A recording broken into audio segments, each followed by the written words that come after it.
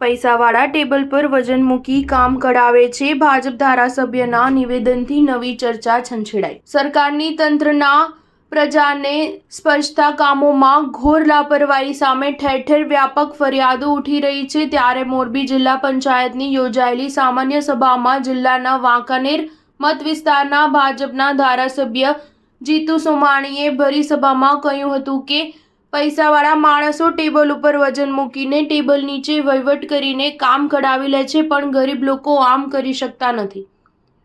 તેમના કામ કરવા અધિકારીઓ બંધાયેલા છે. આમ નાગરિકોના ટેક્સમાંથી જ અધિકારીઓને પગાર ચૂકવાય છે.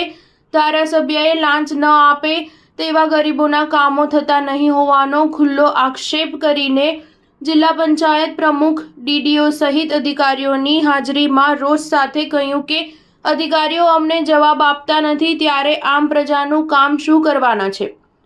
ભંગાર રસ્તા માટે મેં વારંવાર કહ્યું કે કડક પગલાં લો, નોટિસ આપો, છતાં કેમ કાર્યવાહી કરતા નથી? એમ કહીને અધિકારીઓને પરખાવ્યું હતું કે અમને જવાબ દેતા ન હો તો અમે કાંઈ અહીં મંજીરા વગાડવા આવ્યા નથી.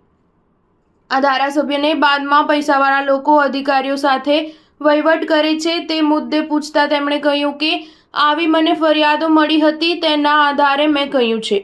કારોબારી ચેરમેને પણ ધારાસભ્યની વાતમાં સૂર પુરાવતા કહ્યું કે મારા 2 વિસ્તારના રોડના કામો યોગ્ય રીતે થયા નહીં હોવાથી પેમેન્ટ નહીં કરવા અને પગલાં લેવા પત્રો લખ્યા, છતાં અધિકારીઓએ પેમેન્ટ કરી નાખ્યું છે.